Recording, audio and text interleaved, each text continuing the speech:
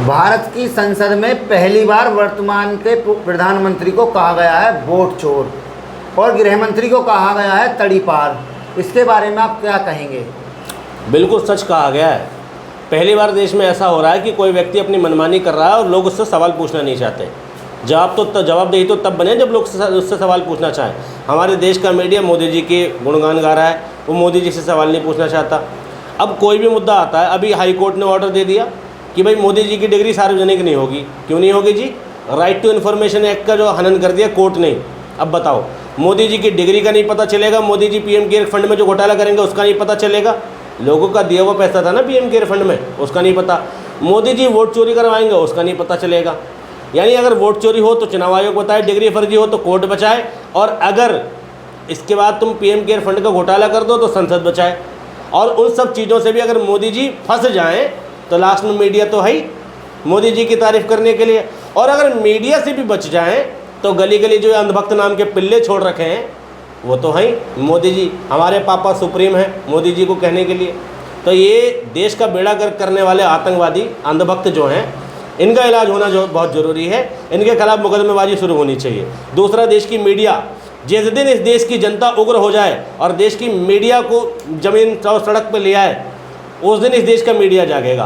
क्योंकि इस देश का मीडिया में मोदी जी के चरणों में लौट गया है। इस देश का चौथा स्तंभ, लोकतंत्र का चौथा स्तंभ, पहले स्तंभ के साथ जाके लेट गया है। ये बड़े दुख की बात है कि मोदी जी की जवाबदेही तय नहीं हो रही।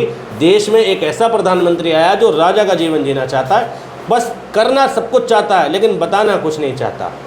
तो मेरे को तो अभी भी ऐसा लगता है कि ऐसे जाने कितने राज होंगे जो मोदी जी ने छुपाए होंगे। ये तो 3-4 बातें जो हमें पता है, पता नहीं ऐसे कितने अधिकारी हैं। सोचो, चुनाव आयोग इतना बड़ा अधिकारी है, जब मोदी जी की सपोर्ट कर रहा है तो छोटे छोटे नेता अधिकारी लेवल पे कितना भ्रष्टाचार कर रहे होंगे। तो देश लगता नहीं है, 100% चोरी हुई है, 100% चोरी हुई है। एक एक एड्रेस पे होते हैं वोटर। मेरा खुद का एक भाई था, उसका देहांत 2012 में हो गया, उसका वोट आज तक है, वोटर लिस्ट से कटा नहीं। ऐसे कितने लोग हैं जिनका वोटर लिस्ट से नाम नहीं कटा। कई लोग मेरे घर के वोट नहीं देते। राहुल गांधी जी बदनाम कर रहे हैं। किसको? तुम्हें? मोदी जी को। मोदी जी को बदनाम करने की जरूरत क्या? गली गली में शोर है नरेंद्र मोदी वोट चोर है। अब बदनाम करने की ज़रूरत नहीं है। अगर मोदी जी की बदनामी कर रहे हैं तो मोदी जी मीडिया के सामने आ जाए। एक प्रेस कॉन्फ्रेंस एक व्यक्ति 10-15 सालों में नहीं कर पा रहा, तुम कह रहे मोदी जी बदनाम। औकात है इस देश के प्रधानमंत्री की, और सच में मोदी जी वोट चोर नहीं है। एक प्रेस कॉन्फ्रेंस यूट्यूब मीडिया के साथ कर लें। जो यूट्यूब पर मीडिया चल रही है ना, मोदी जी के पक्ष वाली और विपक्ष वाली, सबको बैठा के कर लें एक प्रेस कॉन्फ्रेंस। नेशनल मीडिया छोड़ दें, टेलीविज़न मीडिया छोड़ दें, एक प्रेस कॉन्फ्रेंस कर लें स्वतंत्र मीडिया के साथ में। अगर मोदी जी को इस्तीफा देना ना पड़ जाए उस दिन तो मेरा नाम बदल देना, मजबूर ना हो जाए, जवाब यहाँ की आवाज़ यहाँ ना निकले मोदी जी की। विपक्ष का काम है कभी ईवीएम का हाँ, ये वोट चोरी करना है, तो सवाल है, बिल्कुल विपक्ष का काम है और मोदी जी का काम है इन सवालों के जवाब देना। और मोदी जी जवाब नहीं दे रहे।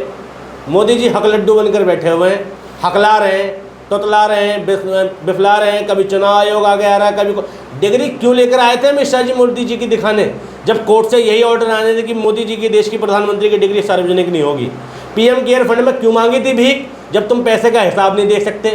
भाई क्यों तुम चुनाव आयोग के चयन के लिए तुमने ऐसी प्रक्रिया लाई जिसमें 2 लोग सरकार के पक्षधर होंगे और एक नेता विपक्ष होगा? चीफ जस्टिस ऑफ इंडिया को क्यों हटवाया? जब तुम्हें इस देश में देश के लोगों के सवालों का जवाब नहीं देना, सोचो राहुल गांधी जैसे व्यक्ति के सवाल का जवाब नहीं मिल रहा, तुम्हारी औकात है आम आदमी की जवाब पूछने की? तुम्हारी हैसियत है इस देश में सवाल जवाब करने की, किसी मंत्री किसी विधायक से सवाल करने की? नेता प्रतिपक्ष इक्विवेलेंट तो प्रधानमंत्री माना जाता है संसद के अंदर, उसकी हैसियत नहीं है कि मोदी जी से सवाल कर ले। और देश का मीडिया उसी को पप्पू पता नहीं क्या क्या बोल के बहला दे रहा है। तुम्हारी कोई हैसियत है इस देश में सवाल पूछने की, देश के अधिकारियों से सवाल पूछने की? जब प्रधानमंत्री ऐसी गोली घुमा सकता है तो छोटे छोटे अधिकारियों के तो कहने ही क्या, ये क्या क्या करेंगे तुम्हारे नाम पर मुकदमा करा देंगे। तुम एक छोटी सी छोटी जानकारी नहीं हासिल कर पाओगे। राइट टू इन्फॉर्मेशन एक्ट कौन लाया था? कांग्रेस लाई थी, अरविंद केजरीवाल की मेहनत लाई थी कि भाई जनता को उसके अधिकार जानने का अधिकार है, भाई सरकार क्या कर रही है जानने का अधिकार है। और मोदी जी की डिग्री जानने का अधिकार इस देश को नहीं है। देश का प्रधानमंत्री चौथी पास राजा अपनी डिग्रियां सार्वजनिक नहीं कर सकता। वो पूरे देश से कह रहा है SIR में कि ये डॉक्यूमेंट्स लाओ, वो डॉक्यूमेंट्स लाओ, NPR में, CAA में ये डॉक्यूमेंट्स लाओ, वो डॉक्यूमेंट्स लाओ। देश का प्रधानमंत्री देश का नहीं है क्या? और अगर पढ़ाई नहीं करी तो खुले तौर पे कहो कि अनपढ़ हूँ मैं, और अगर पढ़े लिखे हो तो छाती ठोक के डिग्री दिखाओ। कोर्ट के ऑर्डर हो गए, मानता हूँ कोर्ट का सम्मान है, लेकिन सोचो कहाँ कहाँ तक प्रेशर घूम रहा है। हाई कोर्ट, सुप्रीम कोर्ट, चुनाव आयोग, हर व्यक्ति कब्जे में ले रखा है। तो तुम्हारा और इस देश के आम आदमी का तो कोई वजूद ही नहीं है कि सरकार से सवाल कर ले। ये चिंता का विषय है। जिस देश में देश के प्रधानमंत्री से तुम 2 सवाल नहीं कर पा रहे हो, सवाल तो कर पा रहे हो लेकिन उस सवाल का जवाब नहीं मिल रहा, उस देश में देश का पार्षद, देश का विधायक, देश का टटपुचिया नेता आपकी सुनेगा? कभी नहीं सुनेगा। तो ये तानाशाही लगती है आपको? हमारा देश तानाशाही की और अग्रसर है। Dictatorship behind democracy. तुमने एक नाम सुना होगा, नॉर्थ कोरिया, सुना है? North Korea. वहाँ का जो शासक है वो क्या करता है, यहाँ हमला, वहाँ हमला, यहाँ परमाणु बम, वहाँ परमाणु बम, यहाँ सर्वेक्षण, वहाँ सर्वेक्षण। बगल में पाकिस्तान है, वो क्या करता है, हम कश्मीर ले लेंगे, हम फलान कर देंगे, हम ढमकान कर देंगे, आज ये कर देंगे, वो कर देंगे। क्यों? क्योंकि उस देश को, अपने देश की आंतरिक व्यवस्था को नहीं सुधारना है, या वो सुधारने के लिए सक्षम नहीं है। जब कोई व्यक्ति अपनी कमजोरियां नहीं दूर कर सकता तो वो देश को उलझा कर रखता है दूसरे मुद्दों में। बस मोदी जी का यही हाल है। जब तक तुम पिछला तमाशा समझोगे, अगला तमाशा खड़ा है। देश में भुखमरी है, बेरोजगारी है, बलात्कार है, चोरी है, डकैती है, धार्मिक हिंसा है, ठीक है, मॉब लिंचिंग है, और देश में एक मतलब नौकरी का प्रोटेस्ट हो रहा। कौन सा तबका मोदी जी के खिलाफ नहीं है?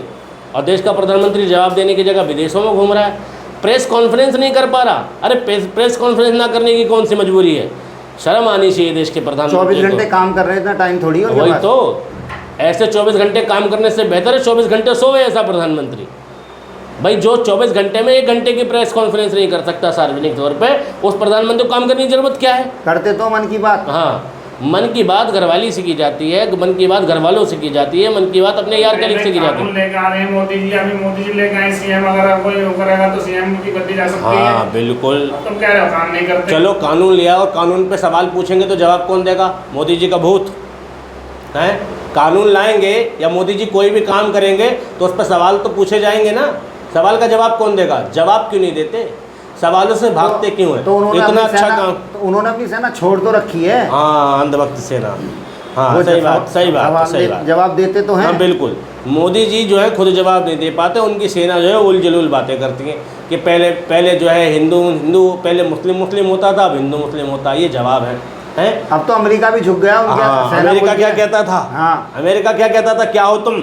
अब हम कहते हैं तू क्या है बे, 100% टैरिफ दे रहे हैं हम बे, हैं?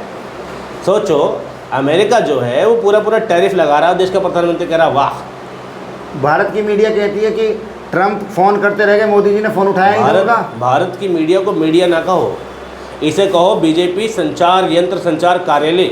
ये बीजेपी का प्रचार कार्यालय बन चुके हैं। अब भारत की मीडिया नहीं रही। मीडिया वो होती है जो बेखौफ होती है, बेबाक होती है। अमित शाह ने ऑन स्टेज एक रिपोर्टर की बोलती बंद कर दी। कहता राम मंदिर का कार्यक्रम कौन सा राजनीतिक कार्यक्रम था, कौन पार्टी का गया था? वो कहता ठीक बात है। तो जब देश के पत्रकार को देश के रक्षा मंत्री के साथ हाँ में हाँ, देश के गृह मंत्री के साथ हाँ में हाँ मिलानी पड़ी, योगी आदित्यनाथ से क्रॉस क्वेश्चन नहीं पूछ पाते देश के पत्रकार। सीएम से एक डर रहता है पीछे से कि कल कोई स्टूडियो में हमला हो जाएगा, कल कोई तुम्हारी नौकरी चली जाएगी, तुम पर मुकदमा हो जाएगा। तो जब देश के पत्रकारों का यह हाल हो कि देश के मुख्यमंत्री से सवाल नहीं पूछ सकते, एक प्रदेश के प्रधानमंत्री से नहीं पूछ सकते, वो पत्रकार बचे क्या? मीडिया पत्रकार नहीं है जी, ये तो धोखा है, हमारी नज़र का धोखा। तो क्या संदेश देना चाहते हैं आप देश के लोगों को? हाँ, पहली बात तो एक बात मैंने बहुत पहले कह दी थी कि किसी व्यक्ति को या देश के लोगों को अगर ये गलत फहमी होगी मोदी जी चुनाव से हार जाएंगे, चुनाव तो लड़ ही नहीं रहे ना। 1 नेशन 1 इलेक्शन और देश का प्रधानमंत्री विदाउट सिलेक्शन। तो मोदी जी चुनाव से तो नहीं हारेंगे। मोदी जी जिस दिन भी गद्दी छोड़ेंगे, मैं ये जानता हूँ जन विद्रोह से छोड़ेंगे। इस देश की जनता का आक्रोश जब एकदम सड़कों पे उतरेगी, इस देश की जनता देश की सरकार और देश की कुरीतियों के खिलाफ खड़ी होगी, देश की मनमानी सरकार के खिलाफ खड़ी होगी, मनमाना करने वाले लोगों के खिलाफ खड़ी होगी, तब इस देश से इस निरंकुश शासन का अंत होगा।